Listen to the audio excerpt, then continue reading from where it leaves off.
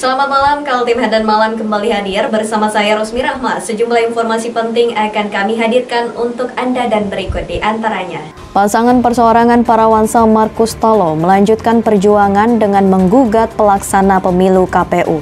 Kuarcak Pramuka Balikpapan memberikan akses internet secara gratis untuk kepentingan pendidikan. Kita awali Kaltim Headline Malam kali ini. Dua kawanan pencuri sepeda motor dan HP dibekuk Satreskrim Polresta Balikpapan. Bahkan, aksi kedua tersangka sempat terekam kamera pengawas. Beginilah detik-detik dua kawanan pencuri AR 24 tahun dan GL 25 tahun melakukan aksi perampasan sebuah ponsel terhadap bocah perempuan yang terekam oleh kamera pengawas di kawasan Kilo 11 Karangjoang, Balikpapan Utara pada pertengahan Agustus lalu. Saat diamankan Satreskrim Polresta Balikpapan pada tanggal 20 Agustus lalu, diketahui dua tersangka dikenal sebagai spesialis pencurian HP dengan cara merampas dan mengincar sepeda motor yang terparkir. Dari tangan kedua tersangka, polisi berhasil amankan barang bukti berupa 2 unit HP dan 1 unit sepeda motor yang belum sempat dijual oleh para tersangka.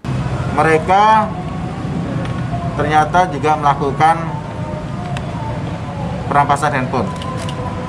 Salah satunya yang terjadi di Kilo 11 ya, yang videonya sempat viral dari CCTV, di mana pelaku ini mengambil handphone dari seorang anak yang sedang bermain-main handphone di depan rumahnya.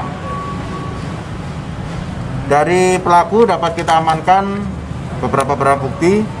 Yang pertama adalah 1 unit sepeda motor jenis Vario warna putih. Kemudian 1 buah handphone merek Advan dan 1 unit handphone merek Vivo. Sementara itu, tersangka mengaku hasil penjualan HP digunakan untuk keperluan sehari-hari dan untuk membeli obat-obatan terlarang. Main HP. Sambil duduk di belakang mobil, di papasnya gitu, main HP. Modus tuh begitu kan, ngambil HP kan? Kamu rampas gitu ya dari tangannya ya? Teman saya begitu merampas HP, saya langsung nyalakan motor. Saya joki, dia rampas handphone itu. Berapa orang sering kamu gitu kan? Cuman 1 itu aja anak. Yang ketahuan? Iya. Yang ketahuan ya? Habis itu dari mana kamu? Ya. Pas mau kemana kamu itu ngelihat anak? Itu menuju ke Kilo 9 pasar malam. Mau pulang, ke pasar malam. Handphonenya Iya. kamu jual? Handphonenya jual Berapa? Di kerangannya 1 juta. Uangnya buat apa? Uangnya itu buat keperluan, ada makan juga, ada buat obat-obatan juga. Kedua tersangka dikenakan pasal pencurian dengan ancaman di atas 5 tahun penjara. Dari Balikpapan, Muhammad Idris, tim Kaltim TV.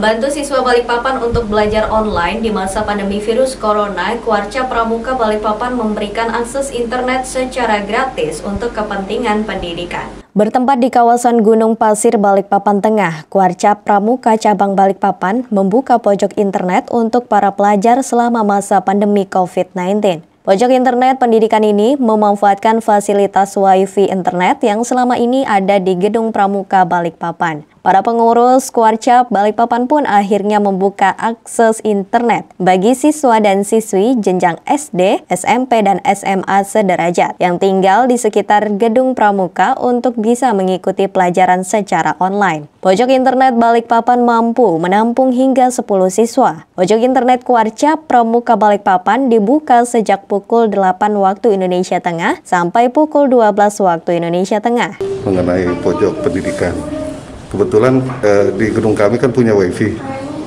Jadi WiFi ini harus dimanfaatkan oleh orang tuanya. Kami langsung menghimbau kepada warga sekitar, siapa-siapa punya anak yang membutuhkan kuota untuk pendidikan, silakan datang ke gedung kami dari jam 8 sampai jam 12. Dalam satu hari ada berapa banyak anak yang belajar di sini? Sementara yang dari awal kita buka hari Senin kemarin antara 3 sampai 5 siswa. Mampu menampung berapa banyak pelajar Pak di sini Pak? Kami sudah menyiapkan 10 meja untuk sementara. Kalau memang lebih dari 10 nanti kita akan bagi di antara gedung Kuarca dengan Sanggar Pramuka yang ada di Gunung Pasir ini. Jadi ada 2 gedung. Keberadaan pojok internet pendidikan Kota Balikpapan diakui oleh siswa cukup membantu pembelajaran online. Pasalnya, selama ini para pelajar terbebani oleh harga kuota internet yang lumayan mahal. Internet ini membantu nggak, Dek, dalam pembelajaran? Membantu banget. Sudah berapa lama, Dek, belajar di sini? Baru beberapa hari yang lalu. Tahunya dari mana, Dek, ada pojok internet ini?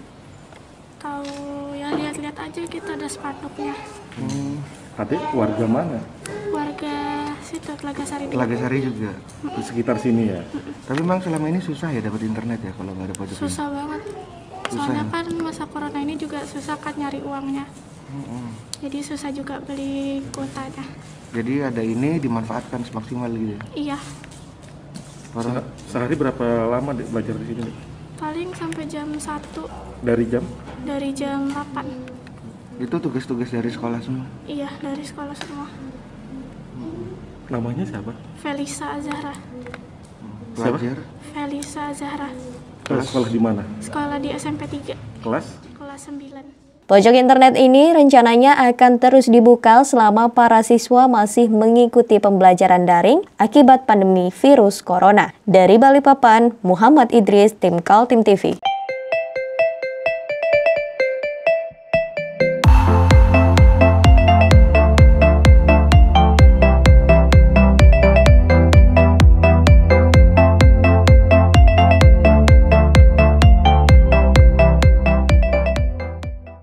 Tidak puas dengan KPU Kota Samarinda, calon pasangan perseorangan Parawansa Markus Alo melanjutkan perjuangannya dengan menggugat pelaksana pemilu KPU.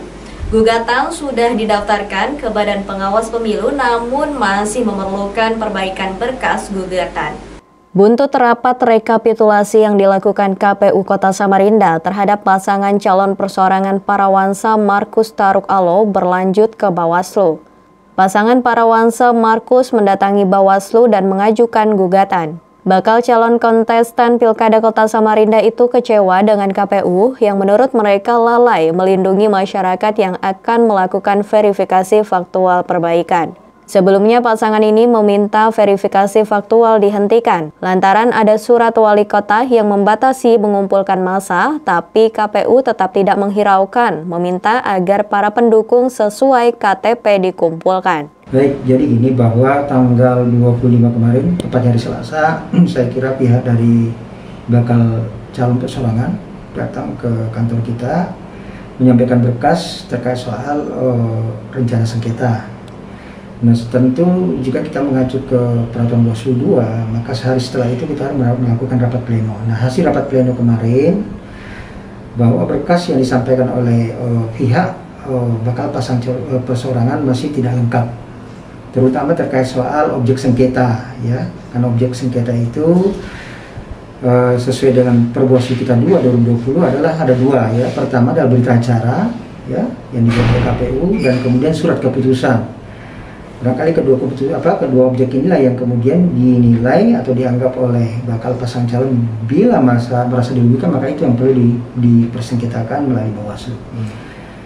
Rapat rekapitulasi KPU menyimpulkan pasangan Parawansa Markus tidak memenuhi ketentuan jumlah pendukung yang ditetapkan sebanyak 43.977 KTP. Setelah verifikasi faktual kedua, KPU hanya mendapatkan jumlah 22.685 KTP, yaitu bertambah 327 orang dari verifikasi tahap pertama, sebanyak 22.358 orang. Pihak Bawaslu mengaku siap membawa sengketa pilkada itu sepanjang berkas Parawansa Markus memenuhi persyaratan. Ini yang pasti bahwa sekali lagi Bawaslu kan tempat mencari keadilan, itu harus kita sampaikan. Sepanjang memang bagi warga masyarakat, terutama bagi bakal pasangan calon merasa dirugikan akibat, sekali lagi akibat adanya keputusan yang dibuat oleh KPU, ya.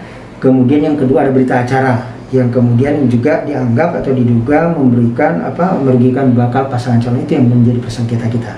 Tim Kaltim TV, Hardin melaporkan.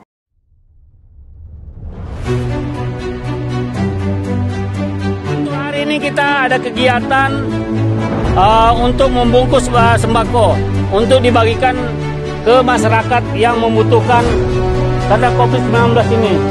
Semoga kita sukses semua. Amin. Harus kerjasama yang bagus. Pancasila! Amin. Pancasila! Amin. Pancasila! Amin. Merdeka! Merdeka!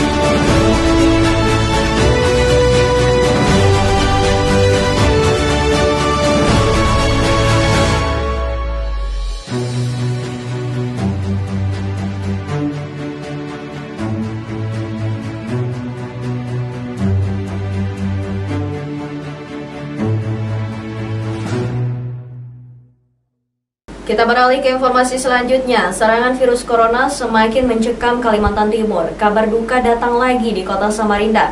Salah seorang dokter yang pernah menjadi perintis berdirinya Rumah Sakit Umum Daerah IA Muiz Samarinda dan pernah menjabat Ketua Ikatan Dokter Indonesia Cabang Samarinda meninggal dunia setelah diserang COVID-19. Suasana duka menyelimuti jajaran para medis di Samarinda. Seorang senior mereka berinisial EN yang cukup dikenal sebagai salah seorang perintis dan direktur pertama di RSUD IA Muiz Samarinda Seberang meninggal dunia dalam usia 66 tahun. Dr. EN meninggal dunia Kamis pagi 27 Agustus pukul 7.20 waktu Indonesia Tengah. Dia mulai masuk perawatan di RSUD Awe Syarani 18 Agustus lalu dengan diagnosis pneumonia COVID-19, gagal napas, dan diabetes mellitus. Keluarga besar Dr. Samarinda, termasuk sejumlah staf di RSIA Muiz, turun mengantar jenazah ke pemakaman khusus Raudatul Jannah Serayu Tanah Merah, Samarinda Utara. Meski hanya bisa mengantarkan dari kejauhan karena pemakaman dengan protokol COVID-19, para dokter mengaku merasa kehilangan sosok senior yang mampu memberikan motivasi dan etos kerja yang tinggi. Itu orangnya kuat, tangguh gitu ya, keras, membimbing kami itu tegas gitu. Tapi kalau ada apa-apa dengan anggota, beliau pembelaannya bukan main. Beliau itu ketua ID kami dua kali periode. Karena memang kepemimpinan beliau itu bukan main. Membangun Rumah Sakit Muiz awal itu beliau. Iya, beliau memang pionirnya kan itu beliau. Bukan main itu. Bukan main perjuangannya pertama kali. Jatuh bangunnya membangun Rumah Sakit Muiz itu beliau itu. Ya itulah Bu, insya Allah husnul khotimah. Itu kami tuh soknya, iya waktu kami jemput. Prosesi pemakaman dilakukan tim Satgas Penanganan COVID-19 Kota Samarinda. Tim menjemput jenazah Dr. EN dari RSUD Awe Syarani sekitar pukul 11 untuk dikebumikan secara protokol COVID-19. Ya, siap. Assalamualaikum warahmatullahi wabarakatuh. Selamat siang. Hari ini tanggal 27 Agustus 2020. Tepat pukul 11.20, kami dari tim Satgas Penanganan COVID-19 Kota Samarinda melakukan pemakaman yang ke-42 terhadap jenazah dengan inisial EN, usia 66 tahun, berjenis kelamin laki-laki, beragama Islam. Yang bersangkutan mulai masuk Rumah Sakit Abdullah Hapsarani pada tanggal 18 Agustus 2020 dengan diagnosis pneumonia DM dan gagal napas. Dan tadi pagi tepat pukul 07.20, tanggal 27 Agustus 2020 dinyatakan meninggal dunia dengan hasil swab atau PCR-nya terkonfirmasi positif COVID-19 sehingga yang bersangkutan berstatus positif COVID-19. Dan saat ini sedang kami lakukan pemakaman secara protokol COVID-19 di pemakaman umum Raudatul Jannah Serayu Tanah Merah, Samarinda. Tim Kaltim TV melaporkan.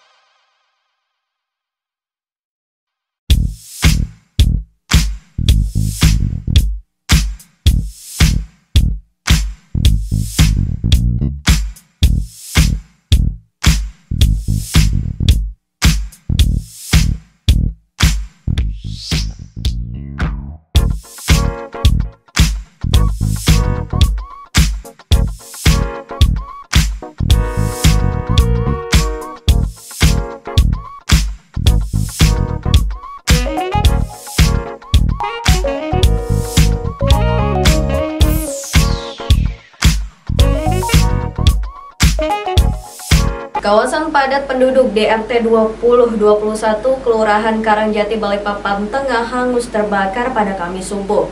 10 unit mobil pemadam dikerahkan BPBD untuk melakukan pemadaman. Pemukiman padat penduduk di kawasan RT 20 dan 21 Kelurahan Karangjati Balikpapan Tengah hangus terbakar pada Kamis subuh sekitar pukul 3.30 waktu Indonesia Tengah. Api dengan cepat merambat ke rumah warga lainnya akibat hembusan angin yang cukup deras dan juga banyak bangunan yang terbuat dari bahan yang mudah terbakar. Petugas pemadam kebakaran Kota Balikpapan menurunkan 10 unit mobil pemadam kebakaran untuk dapat memadamkan kobaran api. Namun kendala yang dihadapi oleh petugas jalur menuju lokasi kebakaran, ditambah dengan adanya pipa gas yang membuat api masih menyala. Dengan kesigapan petugas BPBD Balikpapan, api dapat dikuasai sekitar 1 jam kemudian. Data sementara sekitar 4 rumah yang habis terbakar.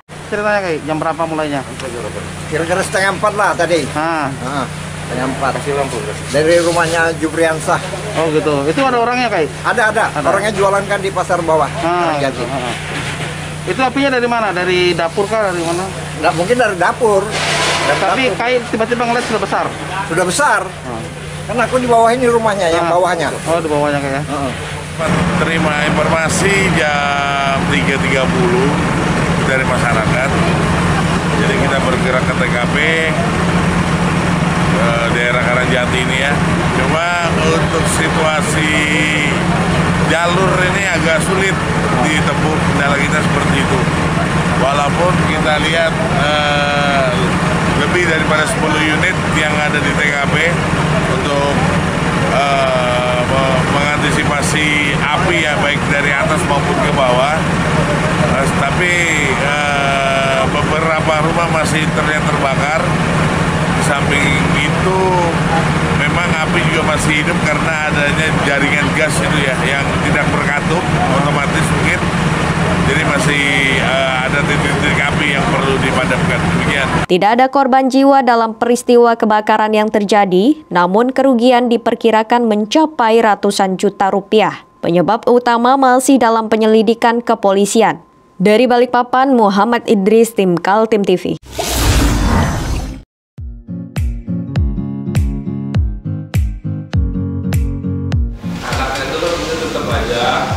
Cara mudah beriklan digital di Kaltim TV.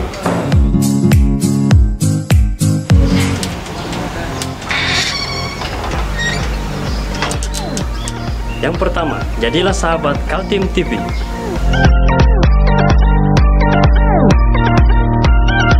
Dengan Rp1.000.000, para sahabat mendapat 20 kali tayang di slot berita kamu.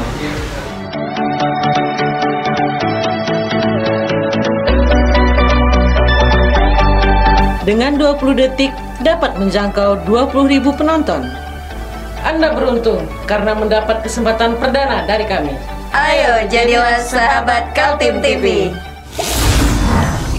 Badan Pemeriksa Keuangan Perwakilan Kalimantan Timur mendeklarasikan wilayah bebas korupsi di auditorium kantor BPK Kaltim Jalan Muhammad Yamin, Samarinda.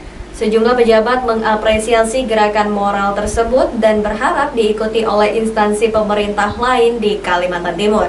Deklarasi dihadiri oleh Wakil Gubernur Kaltim Hadi Mulyadi dan Wakil Ketua DPRD Kaltim Samsun. Terlihat juga unsur Polri dan TNI serta Kejaksaan serta Wakil Wali Kota Samarinda Barkati dan Wakil Ketua DPRD Samarinda Helmi Abdullah. Membuka acara deklarasi dilakukan hand scanner oleh Kepala BPK Perwakilan Kaltim Dade Nandemar. Acara tersebut juga disiarkan serentak dengan webinar dan diikuti seluruh kepala daerah dan DPRD Kabupaten Kota se-Kalimantan Timur.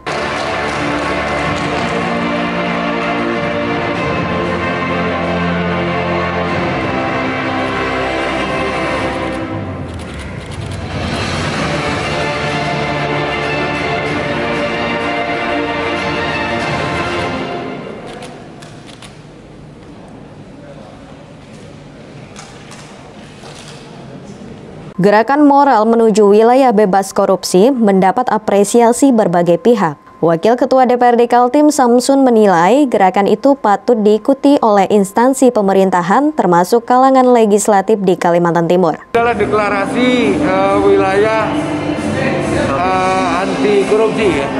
Kita berharap ini momen sangat luar biasa bagus. Kita berharap setiap instansi atau setiap organisasi pemerintahan itu melakukan hal yang sama. Ini adalah bentuk dari komitmen bersama, komitmen semua pihak untuk mewujudkan kawasan bebas korupsi dan kawasan yang berintegritas. Ini terkait adanya deklarasi hari ini, saya kira ini sangat bagus sekali, terutama kami di lembaga DPR yang setiap tahun melakukan pembahasan APBD, bagaimana bekerja secara profesional dan untuk kepentingan masyarakat Kota Samarinda. Terus di DPR sendiri nanti Pak seperti apa? Ya. Di DPR sendiri seperti apa nanti Pak? Kalau di DPR sendiri ya seperti biasa kita akan melaksanakan tugas-tugas tupoksi itu sesuai dengan aturan. Apalagi dalam hal pembahasan juga kan ada tahapan-tahapan pembahasan yang memang harus kita ikuti bersama. Wakil Wali Kota Samarinda Barkati juga mengomentari acara deklarasi BPK menuju wilayah bebas korupsi. Menurutnya, komitmen bebas korupsi itu harus dimulai dari diri sendiri. Misalnya kalau semua diri pribadinya udah mulai ada inisiatif untuk melawan itu, damailah sudah. Tapi kalau sudah ada yang muncul satu, ini yang mulai bahaya. Iya, jadi harus kita mulai dari diri kita, supaya kita punya prinsip untuk adanya kejujuran. Kan dimulai kejujuran. Tim Kaltim TV, Hardin melaporkan.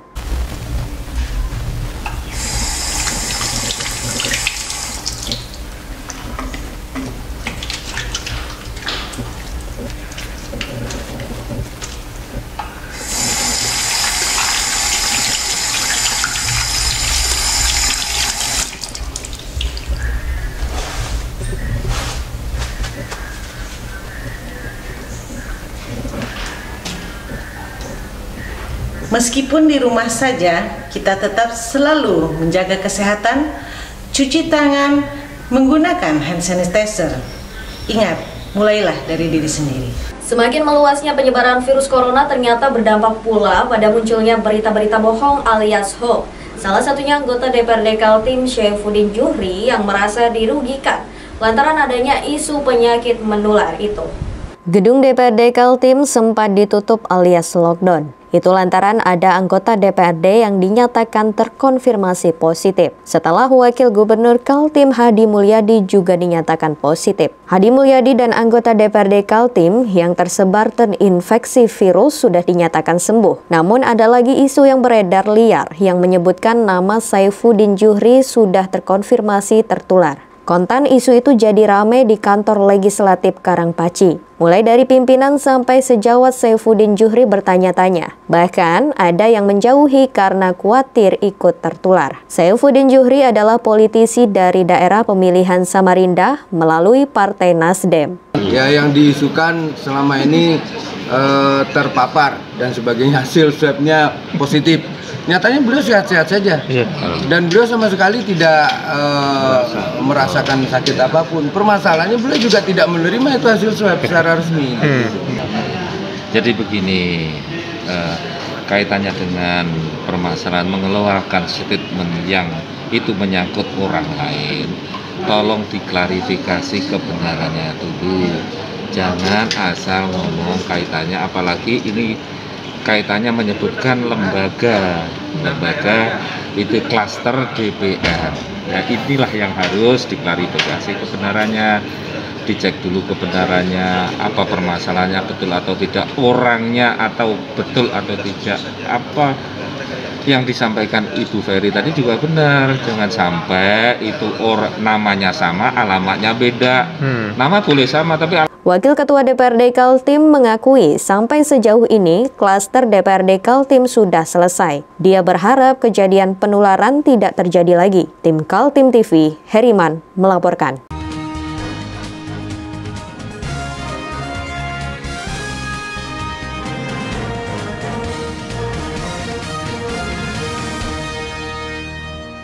Demikian Kaltim Headline Malam edisi kali ini. Informasi lainnya dapat Anda simak melalui situs website kami www.kaltim.tv, channel YouTube dan fanpage Facebook Kaltim TV. Saya Rosmi Rahma bersama kerabat kerja yang bertugas pamit undur diri. Selamat malam dan sampai jumpa.